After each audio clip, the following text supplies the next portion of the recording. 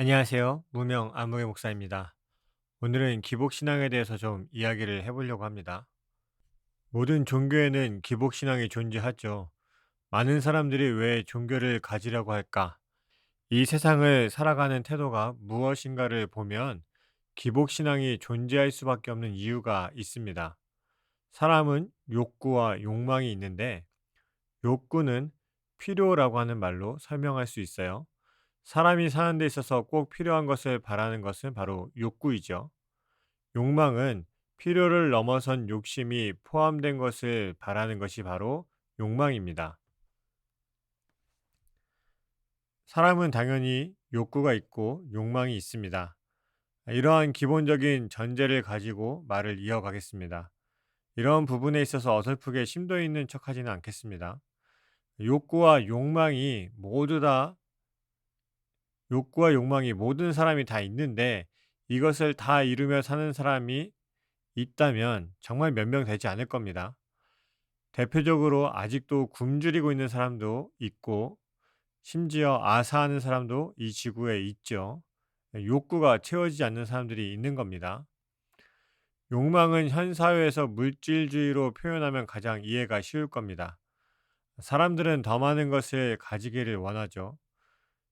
특히 저는 우리나라 노동시장에 문제가 있다고 생각하는데 일반적으로 월급을 받는 직장인으로 살 때 욕구를 충족시키기가 어렵습니다. 일반적으로 월급을 받는 직장인으로 살 때 욕구를 다 충족시키는 것도 쉽지가 않습니다. 또 기본적인 욕구를 충족하더라도 더 많은 것을 가지려고 하는 것이 바로 사람이죠. 흔히 많은 부자들은 자신이 더 많은 것을 가지기 위해서 부의 재분배 정의와 반대되는 모습을 많이 보여줍니다. 사업주는 많은 돈을 벌어도 직원들은 그저 그런 월급을 주는 거죠. 이런 이야기는 누구나 욕구와 욕망이 있다는 것을 단편적인 일상 이야기로 말씀을 드리는 겁니다. 사회적 분위기상 잘 사는 사람이나 그렇지 못한 사람이나 물질의 욕망을 표출할 수밖에 없는 그런 사회적 상황이 지금 있습니다. 또 60대, 70대 그 이상의 세대들은 어려운 한국 사회 상황을 겪으면서 배우지 못하거나 많은 것을 이루지 못한 분들도 많이 있습니다. 그래서 자녀들이 잘 되었으면 하는 마음으로 공부를 강조했죠. 그리고 어려운 상황에 있는 부모들은 자녀에게 물질적으로 해줄 수 있는 부분이 명확하게 한계점이 있습니다. 간략하게 사람들이 분명히 욕망을 가지고 있지만 욕망을 실현할 수 없는 상황들이 대부분이죠. 자신이 욕망을 실현하기 위해서 무언가 큰 존재, 큰 능력을 찾을 수밖에 없는 상황인 거예요. 때마침 종교에서는 자기들의 신을 믿으면 많은 것을 이룰 수 있다라고 홍보해 왔습니다. 조금 비꼬듯이 부정적으로 표현하는 이유는 무엇이냐면 정통적이고 큰 종교의 경우에 목적과 본질은 욕망을 이루는 것이 아니라 욕망을 떨쳐버리는 데 있기 때문입니다. 교회를 한번 예를 들어볼까요? 신앙적인 이야기가 아니라 사회의 흐름에서 이야기를 드릴 겁니다. 70년대, 80년대에 교회는 큰 부흥을 이루게 됩니다. 속된 말로 십자가만 꽂으면 부흥한다라고 할 정도였습니다. 이때의 성도들의 헌신은 대단했죠. 정말 없는 형편에 많은 분들이 헌금에 최선을 다했습니다. 봉사에도 최선을 다했습니다. 그래서 교회가 지금의 모습을 가질 수 있는 기반이 되었죠. 그렇다면 왜 그렇게 헌신했을까? 70년대, 80년대의 지표를 보게 되면 우리나라 경제가 발전하는 시기였습니다. 하지만 대부분의 사람들이 경제 발전의 혜택을 누리지 못하고 있었죠.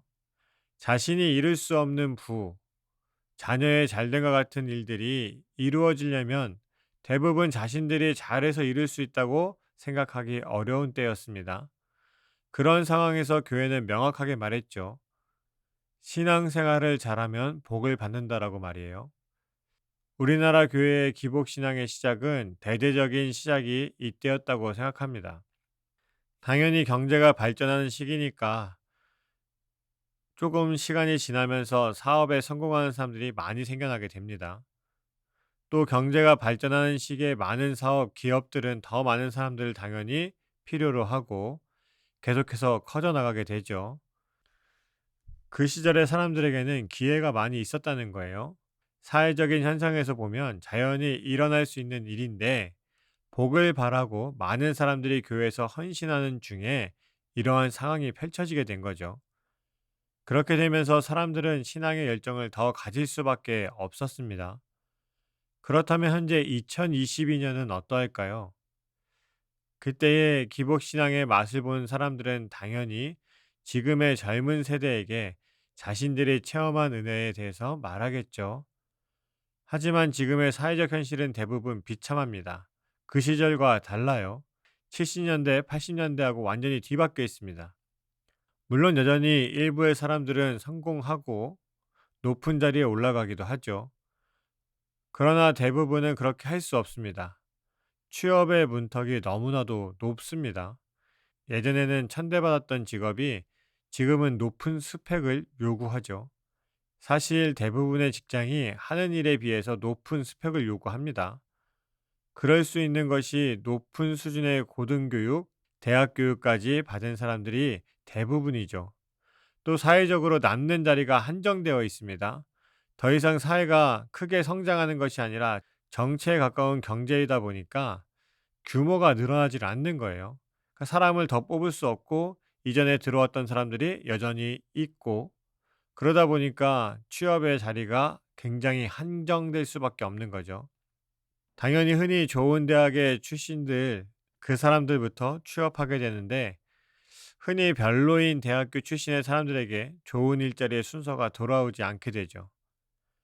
그렇다면 오늘날 지금의 시대를 살아가는 청장년의 세대, 청년의 세대, 교육부의 세대는 어떻게 받아들여야 할까요? 자신의 믿음이 부족해서 성공하지 못했고 자신의 기도가 적어 나아가지 못하는 것일까요? 기독교의 신앙의 본질은 구원의 은혜를 받았고 그 은혜를 깨달아서 신앙생활하여 그리스도인으로서 이 세상을 살아가는 겁니다. 그러니까 우리는 무언가를 얻는 삶을 위해서가 아니라 이미 받은 삶을 위해서 살아가는 것이죠. 많은 사람들이 이렇게 생각합니다. 하나님의 복, 흔히 물질적인 복에 대해서 마치 자판기에 나의 열정과 헌금을 넣으면 내가 원하는 물질이 나오는 것처럼 생각하죠.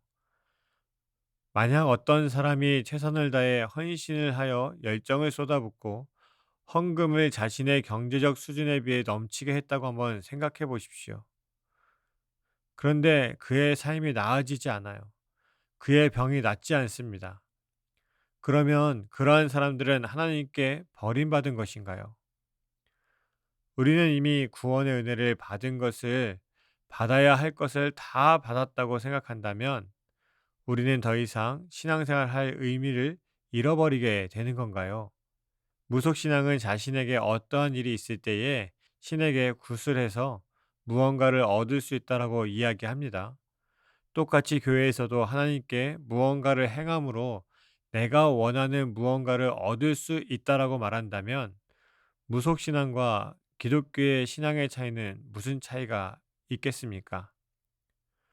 종교와 교회는 여기서 분명한 차이를 보이는 것이죠. 종교는 무언가 얻기 위해 신앙생활을 합니다. 그러나 교회는 이미 구원의 은혜를 받았기 때문에 신앙생활을 하는 겁니다. 우리는 이미 받고 그 삶을 살아가고 있는 것이죠. 무명 아무개 목사였습니다.